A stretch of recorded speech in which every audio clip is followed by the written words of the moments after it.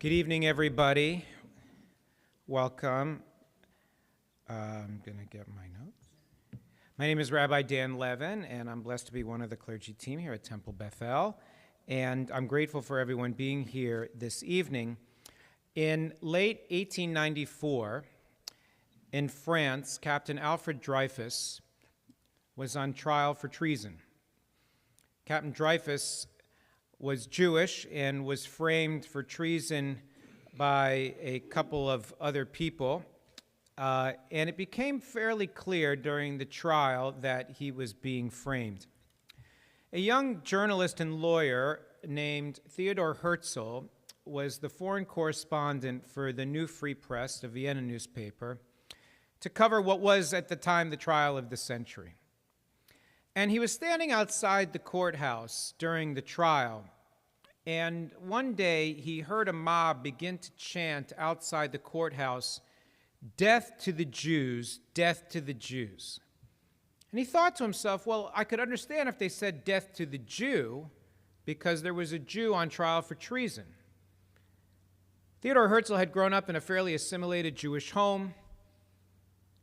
Before James Harden made it fashionable, he had that great robust beard. That through the Enlightenment, we will come to realize the essential, infinite value of every human being. And he realized from that moment, while the throes of nationalism were engulfing all of the different states in Europe, Italy, Germany, France, that the only way that we would be able to answer anti-Semitism was for the Jewish people to actualize their own nationalism, for them to return to their ancient homeland. He buried himself in his apartment for 3 days, hardly stopping to eat or to sleep, and published a pamphlet called Der Judenstaat, the Jewish state. And within just about 3 years, in 1897, he convened what was the first World Zionist Congress in Basel, Switzerland. It was in the municipal concert hall and the casino in that beautiful Swiss city. It began on August the 29th, 1897. He demanded that all of the delegates from various different Jewish communities around Europe who had already begun to realize their Zionist dreams by helping to work towards the Yishuv, the return of people to create farming settlements in the land of Israel. He demanded that they wear formal attire, just as befits any ambassador or delegate, and they promoted several different platforms that would lead to the creation of a movement we now know as Zionism. Zionism is the political movement to restore the right of self-determination to the Jewish people in our ancestral homeland. And as our guest Amanda Berman, who was with us a few months ago, shared with us, Zionism is a part of our identity. The belief in the right of our people to be free and safe in our own homeland, where we are the original indigenous people. It is a progressive movement in every way. It is the liberation of a long-endured, persecuted minority community after thousands of years of experience that we have endured of exile, oppression, and existential violence. And what's extraordinary is that Zionism has never meant just one thing to one people. It has been not simply just the dream of repatriating our people to a particular piece of geography. It was also about the realization of the dreams that are encapsulated in the beginning of chapter 19 of the book of Leviticus. Kedoshim tiyu ki kadosh ani Adonai Elohechem, you shall be holy, for I, Adonai, your God, am holy. For the values that animate us as Reformed Jews are the values that we want to see animated not just here in our community, but in the land of Israel.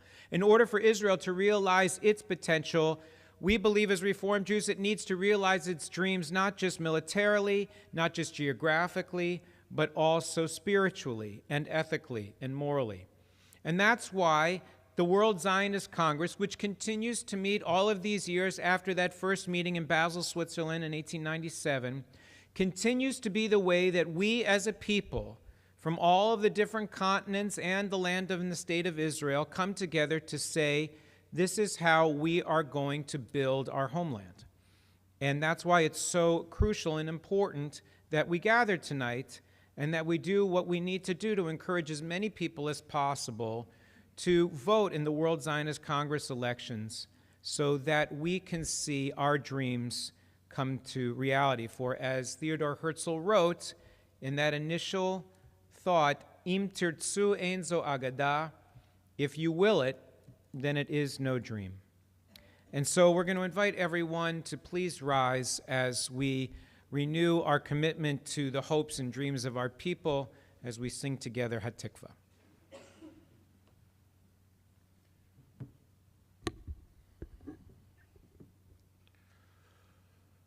Kol od balevav penima, nefesh Yehudi homia, ulfate mizrach kadima, ein letzion Sophia.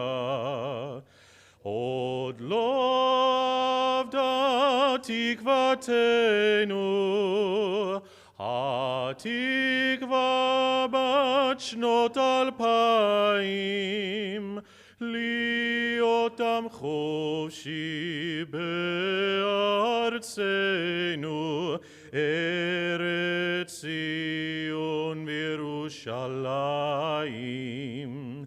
Liotam chofshi be'artzenu, Erez Zion v'Yerushalayim.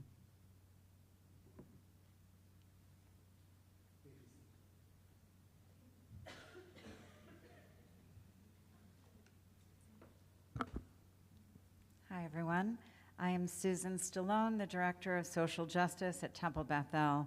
Thank you for joining us tonight to learn, to share our stories, and to mobilize for the World Zionist Congress election. In this election, we, as American Reform Jews, have a chance to vote our values and impact our Jewish homeland in ways many of us didn't know were possible. We can ensure that Israel continues to be a homeland for Jews like us, Jews who live a modern Jewish life and value things like gender equity, LGBTQ+ rights, and religious pluralism. And with our vote, we can push back against extremists that want to hinder, or at worst, eliminate Reform Judaism in Israel. Tonight, we will hear from our special guest, Rabbi Lindsey Danziger, who is the campaign manager of the 2025 World Zionist Congress campaign and the director of campaigns at the Religious Action Center of Reform Judaism. She guides synagogues and clergy across the country in their work to organize and mobilize for justice. She is also an adjunct professor at Hebrew Union College, Jewish Institute of Religion, where she teaches community organizing. That's us. And so much more.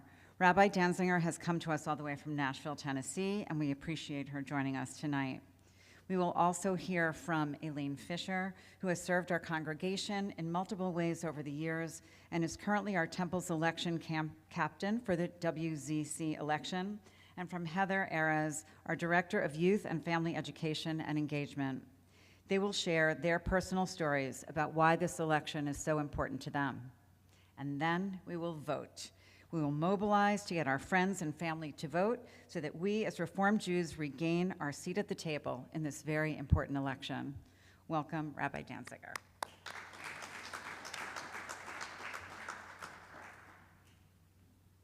Good evening, and thank you so much to the community, to your clergy, to Rabbi Levin for bringing me here tonight and spending some time really giving us time to talk about this important election that I've come to start calling the most important election you've never heard of.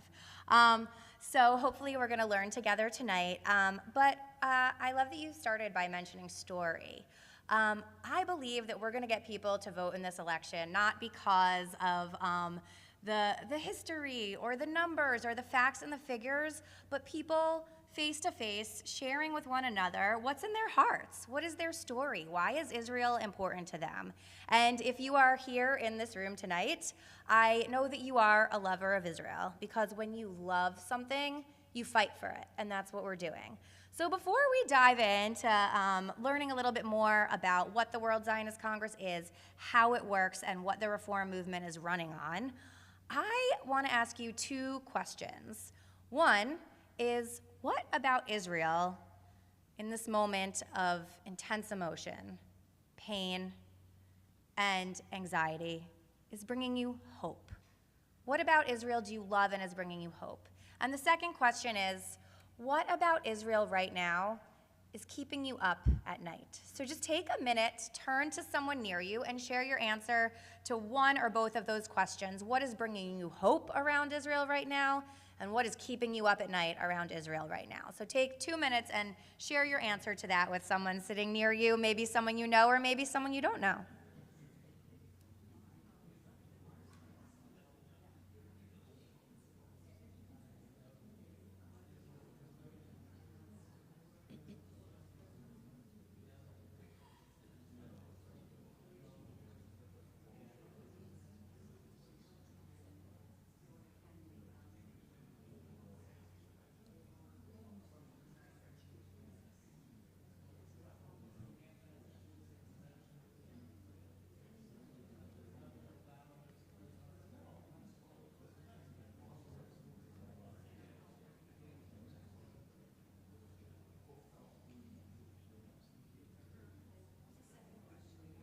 The two questions are, what is bringing you hope and what is keeping you up at night about Israel?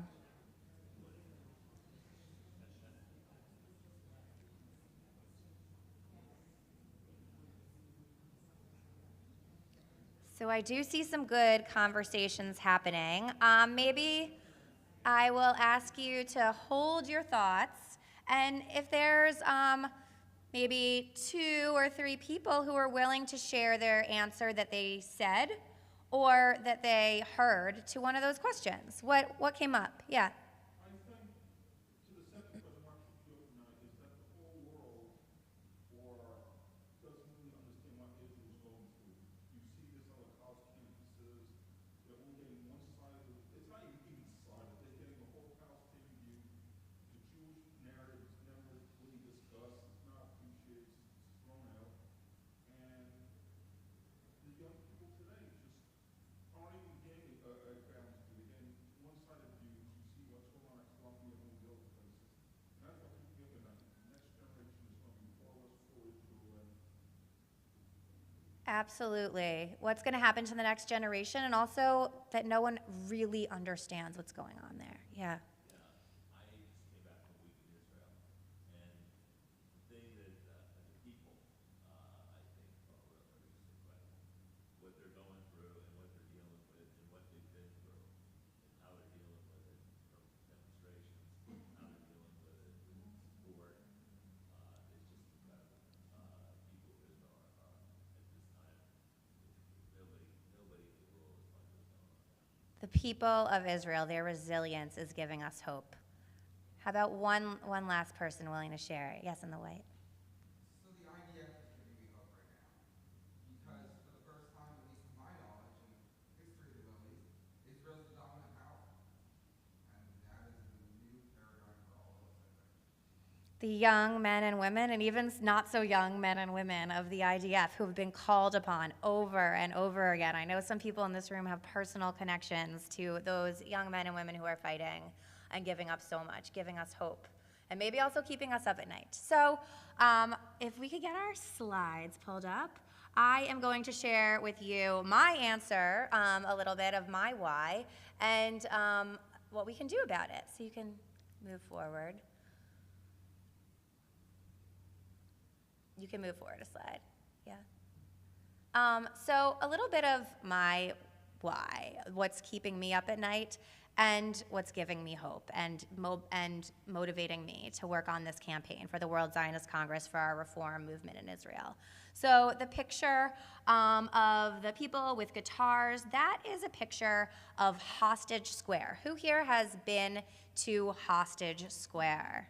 Yes, this is an area in the center of Tel Aviv that has become a gathering place, a place of public prayer, public mourning, public comfort for the hostage families, for the whole community to come together, an expression of really amazing public art has taken hold there, expressing the raw emotions and the prayers of people for the hostages right now.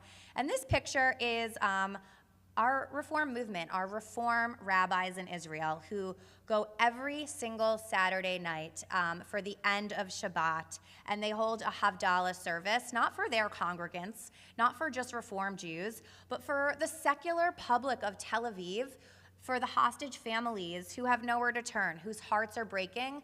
They come together in music, in song, they light candles, they share stories, and they pray for the hostages. And that is our reform rabbis, our reform movement, who is really holding the whole Israeli public spiritually in this moment, giving them an outlet and some spiritual comfort when, as we know in Israel, the ultra-Orthodox rabbis are paid and sanctioned by the government to do that work, and a lot of young secular Israelis don't resonate with that form of Judaism. Reform Judaism has an opportunity to really give the spiritual, truly Jewish words and language of prayer to people who need it so, so direly right now in Israel.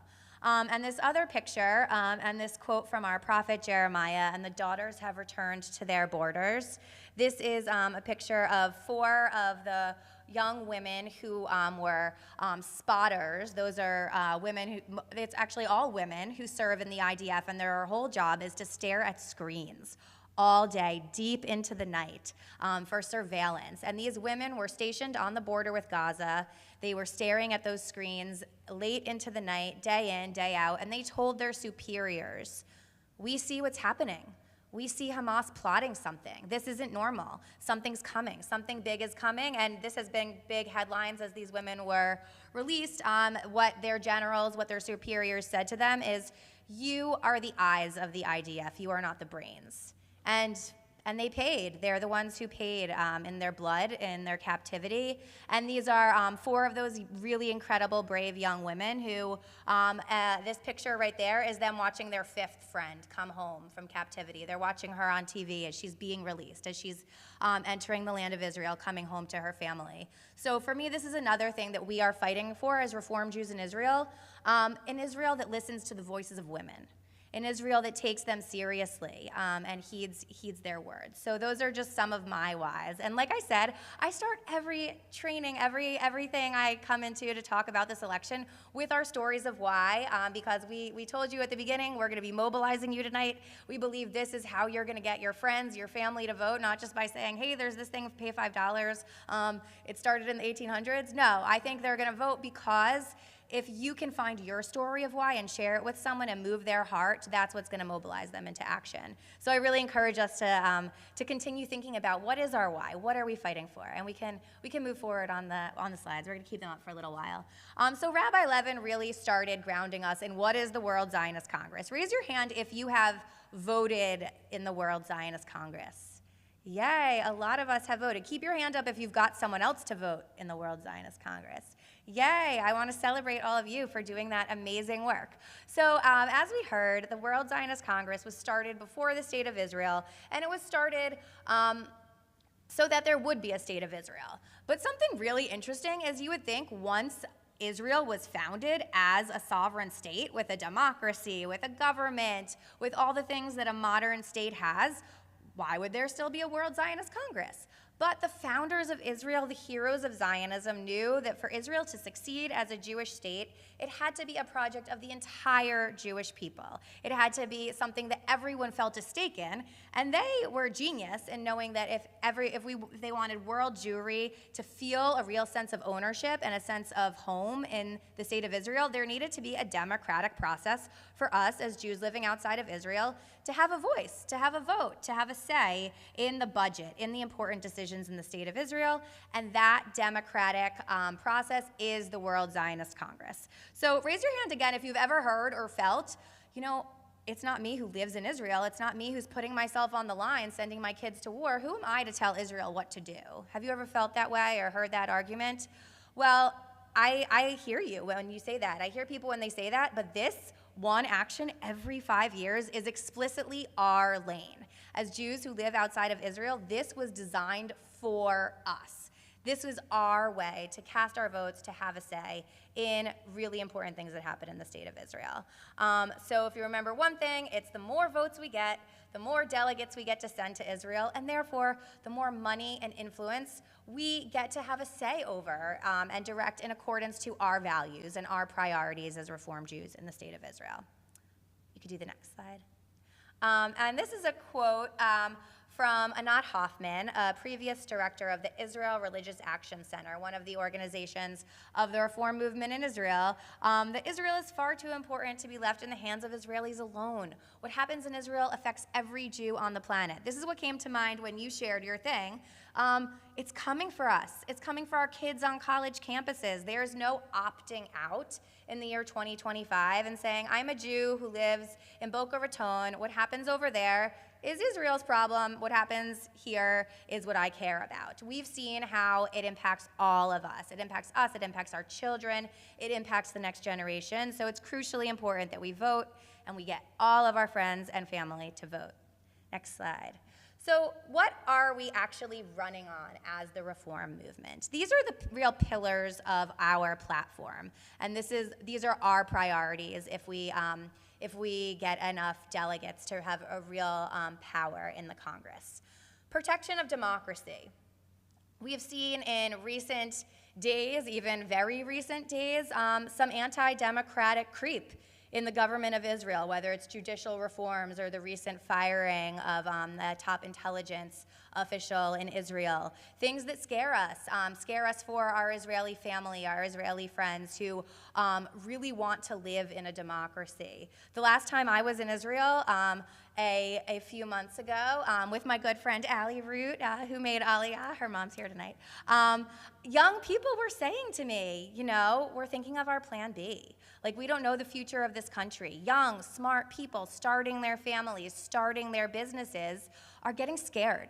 And they need us to vote for them, to have a future that will have a democracy, an economy that's stable, that they can count on, to raise their kids in, to start businesses in, to know that they have that security for the future. Prioritizing hostage release. We, on our slate and our movement in Israel, are 50 Reform congregations across Israel, our 90 Reform rabbis across Israel. This is their priority. I showed you the picture of them holding the public spiritually, leading services every single week at Hostage Square. They are supporting, they now raised enough funding to have 2 Reform rabbis serving the Gaza periphery and supporting those families, the people whose loved ones were taken hostage, who were murdered, who were forced out of their homes, who endured so much trauma. And they're also in the halls of government advocating for hostage release to be the #1 priority. We know that there are 24 individuals who are still living in hell in Gaza, and their priority is to bring them home. Paving the road for peace and security, our prayer, our dream, a future of peace, hand in hand with prioritizing the security of Israel, its right to defend itself, its ability geopolitically to defend itself.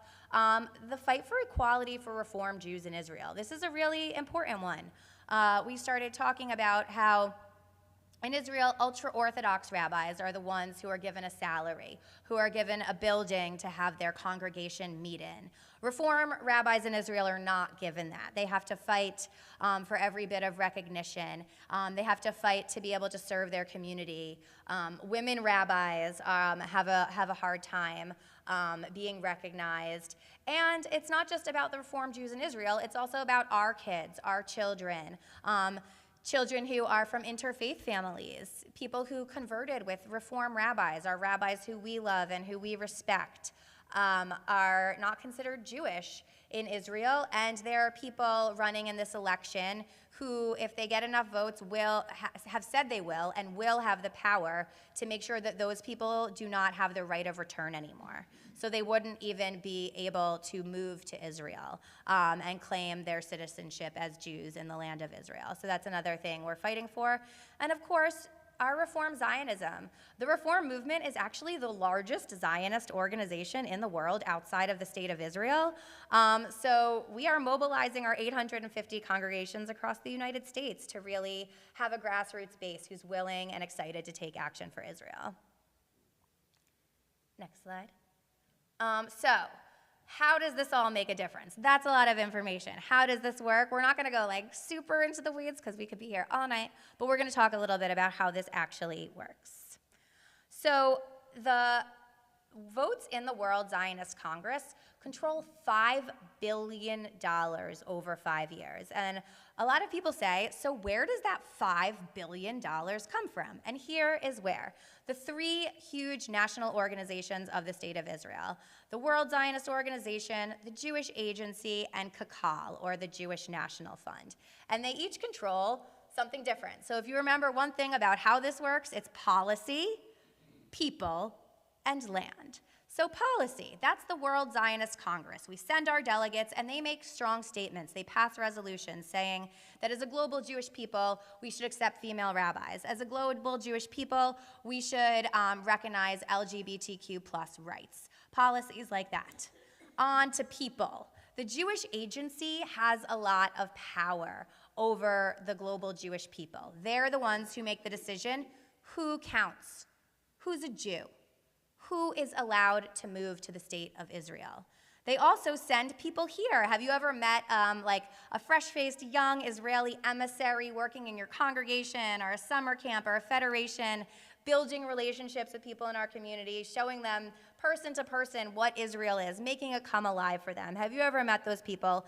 They all go through the Jewish Agency for Israel. And there are people running in the election who have made the promise that if they get enough power, they're going to make sure that only ultra-Orthodox Israelis are sent abroad as emissaries.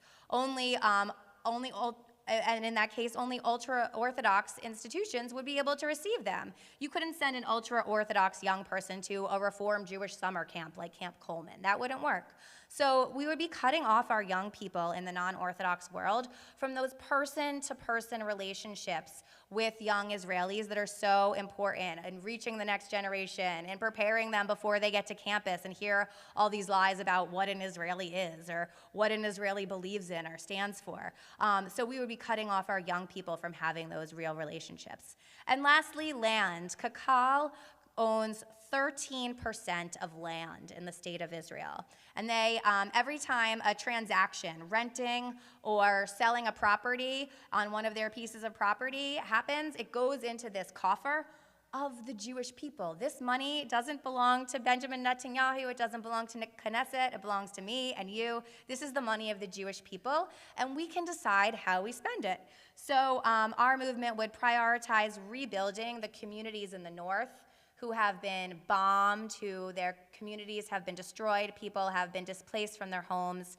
It would prioritize rebuilding the kibbutzim, the communities along the Gaza border, who experience such trauma and violence, who are ready and bravely excited to move back to their communities, but they don't have houses anymore. They don't have schools. They don't have community centers or medical clinics. So we would prioritize using that money and making decisions about land, rebuilding what was lost over the past year and a half, really getting those people back home.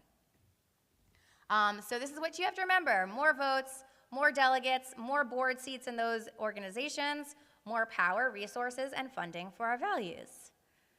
So what is at stake? I've referred a little bit to who we are running against, and I think it's best to let them tell you in their own words. For the very first time 5 years ago in that World Zionist Congress, the ultra-Orthodox parties entered the arena. Historically, they had abdicated the World Zionist Congress to non-Orthodox Jews or modern Orthodox Jews, saying, you know, we actually don't believe in a secular state of Israel. We don't believe in a secular government of Israel. This is not our place. But last time around, realizing that there's just a lot of influence and power and money on the table, they entered the arena for the first time to prioritize things like making sure the ultra-Orthodox do not serve in the IDF and are instead paid to study, to make sure they can fund their houses of study, their yeshivas, projects of theirs. But this is a 2-page ad that they took out in a magazine in Brooklyn, where they took a screenshot of our website saying, these are all the things that are at stake, and this is what's going to happen if the ultra-Orthodox gain power in the World Zionist Congress. They will roll back rights for LGBTQ+ Jews. They will make sure there are no female rabbis in Israel. They will defund the Reform congregations in Israel. So they took a picture of it, they took out a 2-page ad in a magazine, and they said, that's right, that is exactly what we pledge to do, and that's why our communities need to vote. And they pledged to get 100,000 votes this time around. So we know that in the ultra-Orthodox community, when your rabbi says vote, you vote. So that's why we need each of you to really be our foot soldiers out here in the non-Orthodox community to be voting and getting votes out. So it is my pleasure to invite up Eileen, who has been really leading the charge here as our lay captain at Beth El, who's been our sacred partner in this work, to share a little bit about what's going on in this community and her leadership. Okay, well, what I was told I was speaking on was what Zionism meant to me, and so that's what I'm going to really talk about, to tell you the truth, okay? Relative to the community, I first want to say that although I've been given the title as captain, really, quite frankly, the staff and volunteers have really done so much, all of the work here. Thank you, Susan. I mean, really a tremendous amount of advertising and work on this program. I was the co-captain 5 years ago, and we really did not do anything in regard to what we're doing now. It was such a minor program 5 years ago. So anyway, I'd like to talk to you about myself being a Zionist. Okay, so I'm going to just start by telling you I am a Zionist. I am the middle of 3 girls, and I was born the year after Israel became a nation.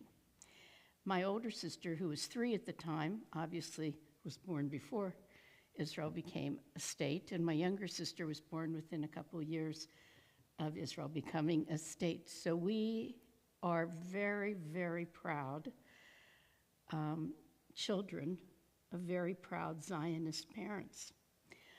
From a very young age, they instilled in us our pride to be Jews, our pride in the state of Israel, and our pride to be Americans.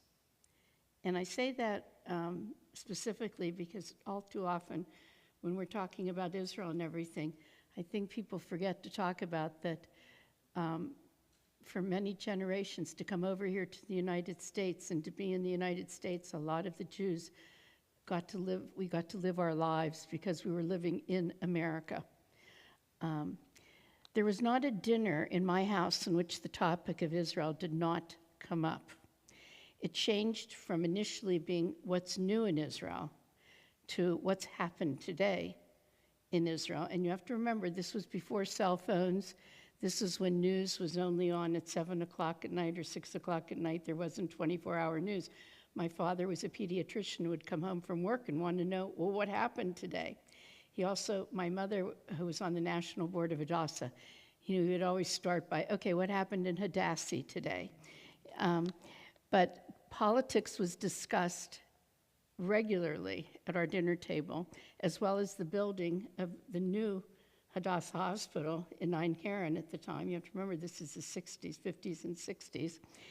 And other items like who were the Israeli speakers right now in the United States. speaking in areas. My parents first took my sisters and me to Israel in 1962. It was probably before a lot of you were born. Ava and I were in elementary school, and my older sister was in junior high. My older sister made Aliyah to Israel in 1968. She was married in Israel. She had her oldest son, Michael, who's the big chef now, Michael Solomonov, in Israel, and Hezbollah killed her younger son, David, on Yom Kippur in Metula in 2003, the day before he was supposed to get out of the IDF. My sister later passed away in 2015 on Rosh Hashanah in her hometown of Kfar Saba. We are a family of Zionists. All of us have been involved as lay leaders in Israeli organizations and American Israeli organizations such as Israel Bonds, Magan David Adom, Hadassah, and several others. My dad, who was a pediatrician, passed away in 1983, and interestingly, my parents had just taken their 83rd trip to Israel that fall. When I was asked if I would captain this program for TBE, I immediately said yes. In my mind, Israel needs the diaspora, and the diaspora needs Israel.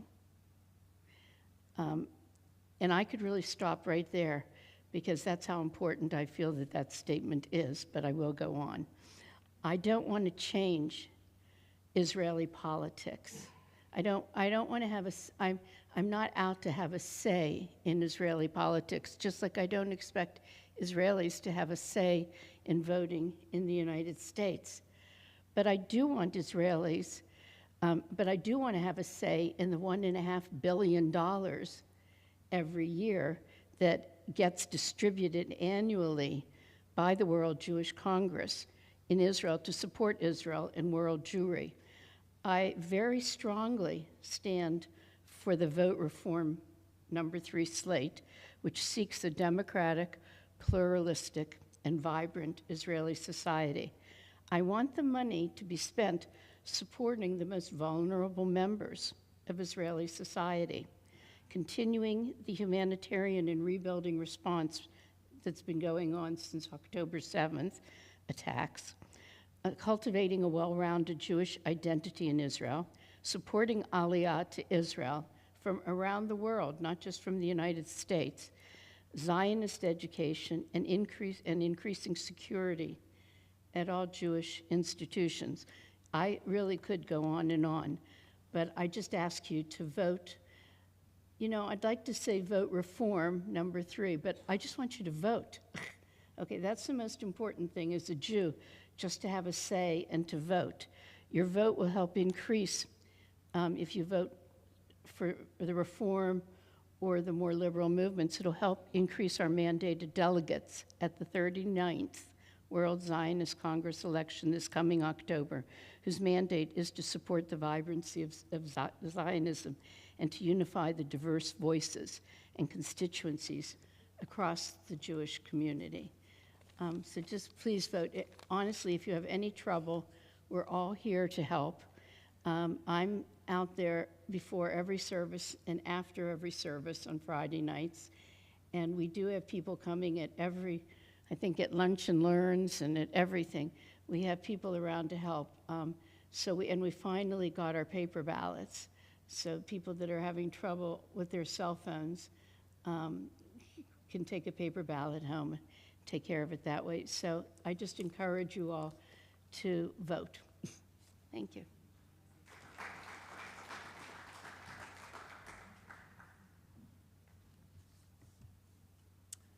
Growing up, I always remembered seeing this picture of my great-grandma Belle on a camel in Israel. Waiting for the picture.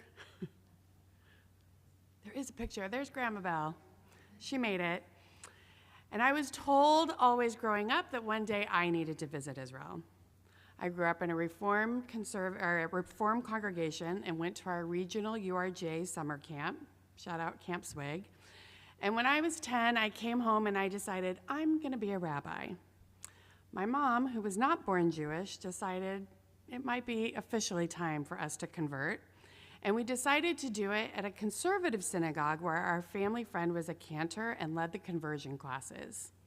So we traveled to San Francisco every other weekend to celebrate Shabbat with my mom's conversion classmates.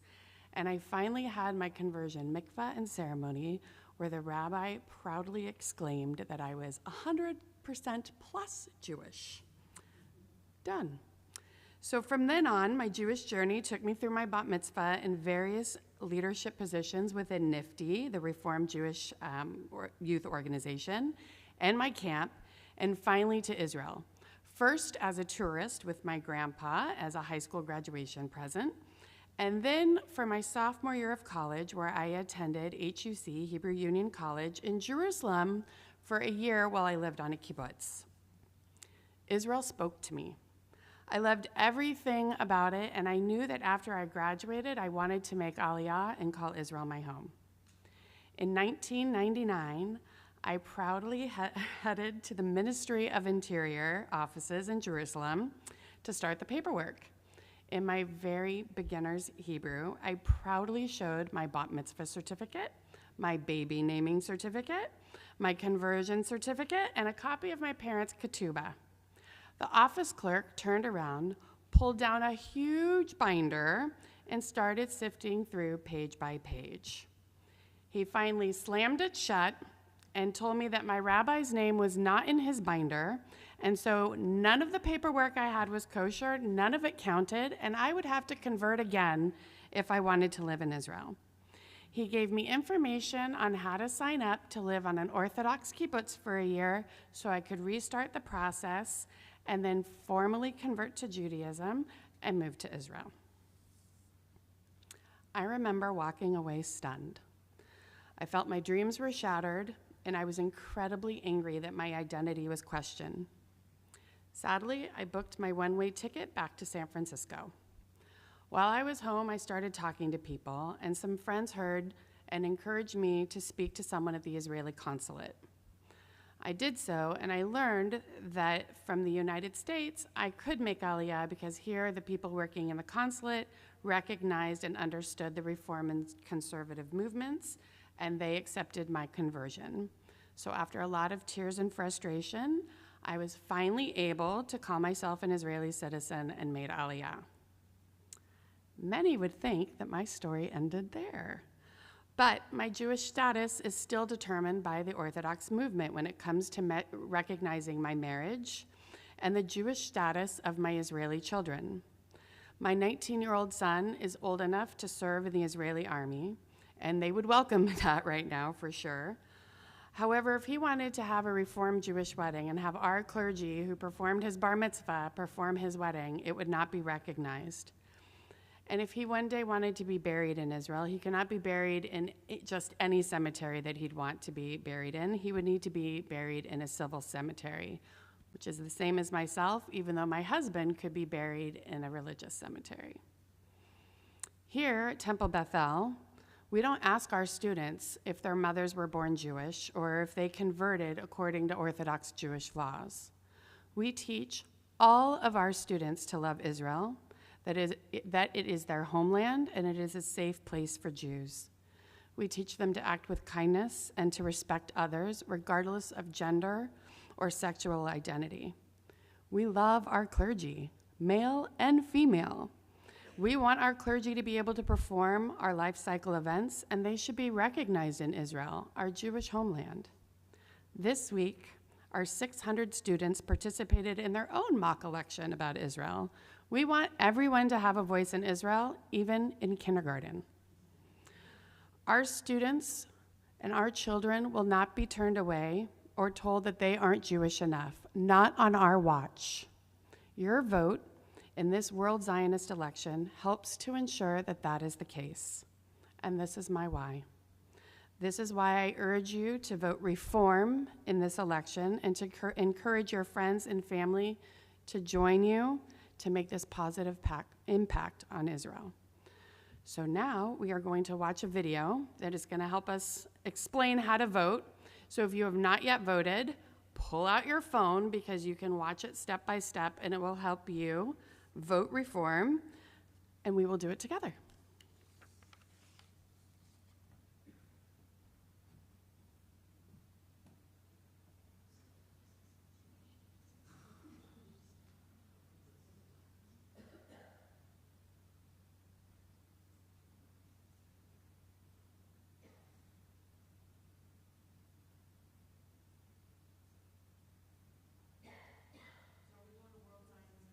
Yes, so go to World, do you want to do that or go straight to Zionist? ZionistElection.org.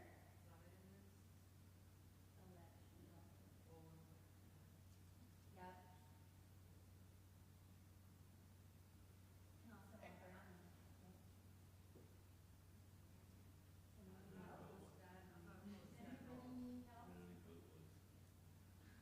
Oh, the password here is TBE welcome. Yep. To hit Wi-Fi. All small. All lowercase. So this is going fast. I didn't realize I didn't talk about it. It will cost $5.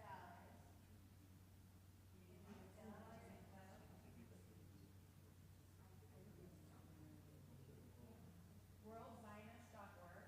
It's ZionistElection.org. Oh, sorry, ZionistElection.org.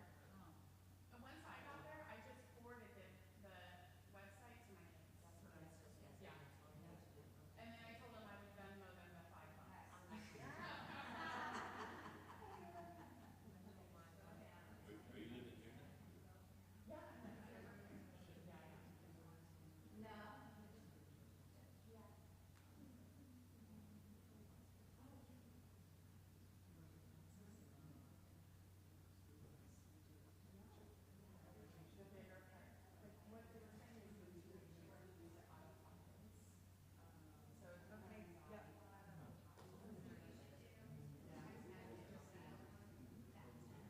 So what's going to happen is when you put in all your information and all your credit card information, it's going to send you an email with a PIN number. And then you will go and click on the link in the email, and it will say, please enter the email you used to sign up. You'll enter your email again, and the PIN number it gave you, and then it's 2 seconds, and you would go for form and submit, and you're done. But the first part, just to get your $5 in, takes a moment.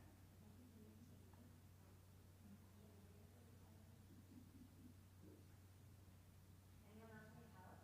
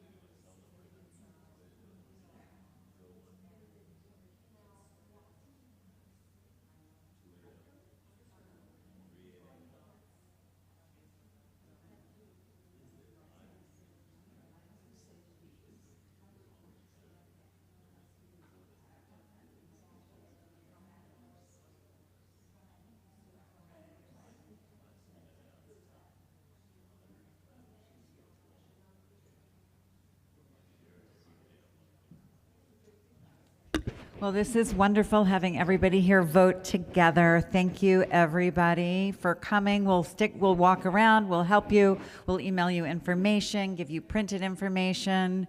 And thank you again. And